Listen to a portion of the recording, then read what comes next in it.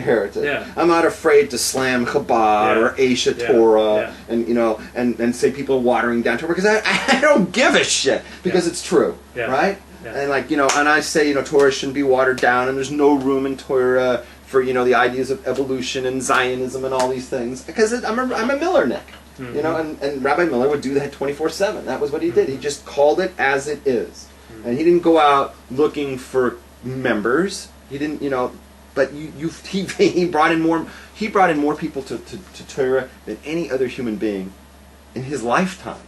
But people found him, through his books, through his tapes or whatnot, and word of mouth.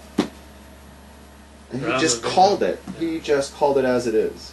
And the other rabbis would say, Rav Victor Miller, he speaks Nibble-peh. Nibble-peh? What? Am I saying the right word? Yeah, but dirty words. Did he ever really say dirty words? No, but he was much more blunt in his language. Very blunt, very he just he didn't pull his punches. He didn't care who he attacked. Like you read like Rejoice or Youth. What's the other one? I can't even think of it right now. There's just Google Rav Victor. Yeah, Victor Miller. It's like he loves to take pot shots at people. He takes pot shots at the Reform and the Zion. And just the liberals and the homosexuals. Like every page is like he's going off on somebody. Yeah. He just lets it fly. Yeah, he was a character. It's funny. I know another Orthodox rabbi in the community who's just a huge Rav Victor Miller, and again he's very alone. Like he was calling me this week and said, I'm just dying for intellectual companionship because he's on the margins once again. So not joining a group, it's a very lonely experience. Yeah, it can be. But that's just to get this back on topic. You asked me about State of Israel. Mm-hmm. And State of Israel, I want to venture to say that even in the secular community in State of Israel, I'm going to say maybe 90%, that's at least my observation, everybody is well defined. Mm-hmm. You have your political party that you're in, and that's what you are, and you dress a certain way, and you have all your beliefs are on your clothes. Yeah. Like you have a white yarmulke with the blue stripe, or you have this, that, and everybody, there's no mix and match. Yeah. There's no room for individuality. If you have a mix and match, then they say, oh, he's one of those nuts from, the Carlbach group or something like that. Just the fact that you're mixing and matching tells us something. Right. And so it's very well defined, and everybody's in a box, and this box hates that box, and they have nothing to do with it, and everybody comes insular within their own group, and everybody hates each other, and they all put each other in cherem. Everybody puts them, how do you say cherem? I don't even know how you say it. Excommunication. Everybody excommunicates everybody else, and it's beautiful. It's brotherly love. And it's poison to me. To me, it's poison. What do you think of the happy, clappy, Shlomo Carlebach style approach to it? It's not my approach. I mean, if it works for them, that's fine. And if it makes them closer, and I don't see anything wrong with it. That's them, like a happy minion here and all that. That's their business. How many... It's not my approach, but who am I to criticize? It's there's different ways. How many shtups can a rabbi have, outside of marriage, going off the derrick before he's out? Before he's out of what? Before he should just stop being a rabbi. Do you get one affair? Do you get two? Do you get four? How many divorces do you get? Oh, I read your blog.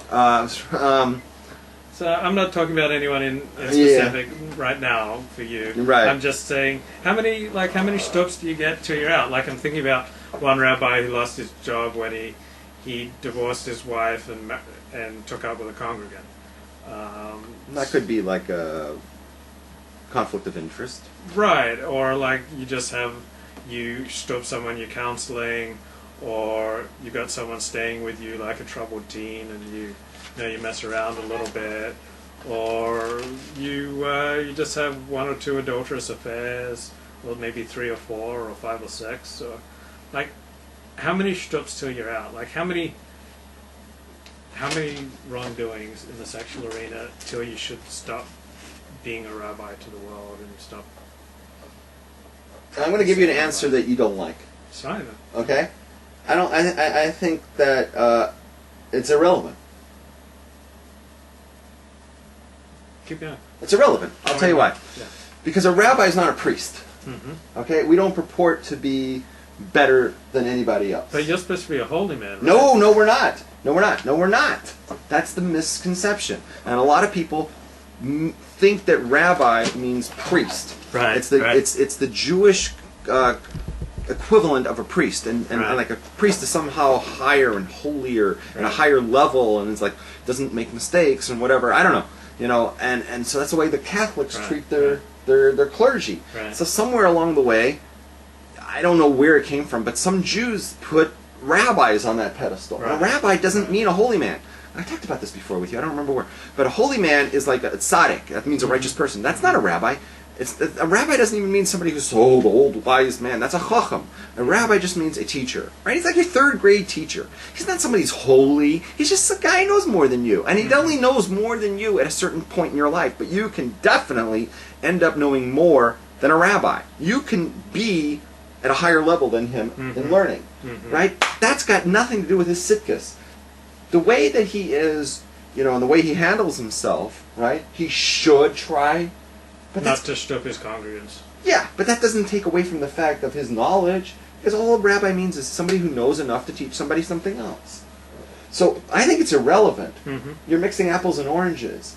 If a rabbi if you were talking about a tzaddik, like how many times can the tzaddik, bang this chick before he's no longer considered a tzaddik? I mean, like that's a more relevant question. Okay, how many chicks can a tzaddik bang outside of marriage before he's no longer a tzaddik? It's not for me to judge, but I would just not. Off the top of I would head. think 13. one would make him no longer a tzaddik, because the tzaddik's not going to fuck that up even once, right?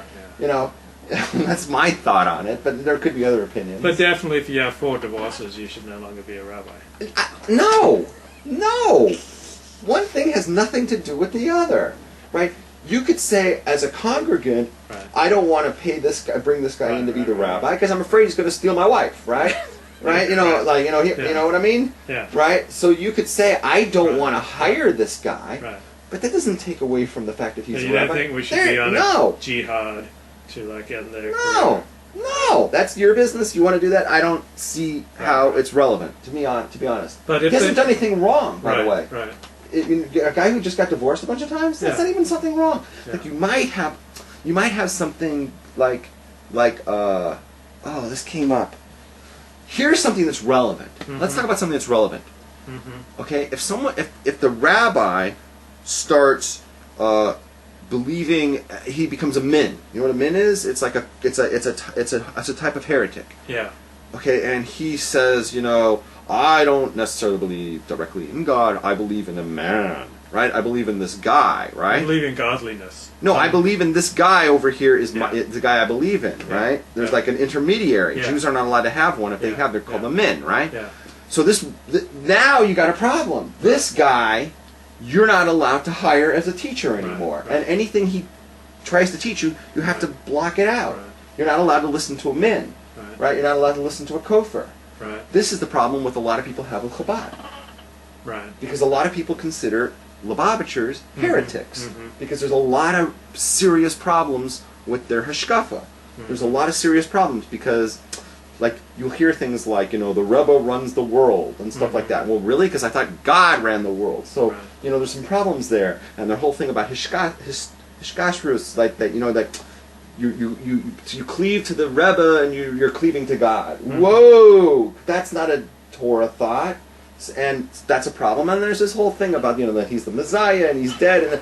And Rav Menashe Klein, Poskin, that's a type of heresy because it's like, it goes against talk about the 13 principles, and it goes against one of the principles that believe that the Messiah is coming, the real one, right? So with such a person, it's a lot of Rosh Hashiva in America have Poskin that this is a real problem. You shouldn't bring, depending on what this Lubavitcher believes and what they say, you can't count him in a minion, you can't give him an aliyah, and you shouldn't let them teach. You shouldn't let them teach Torah to you.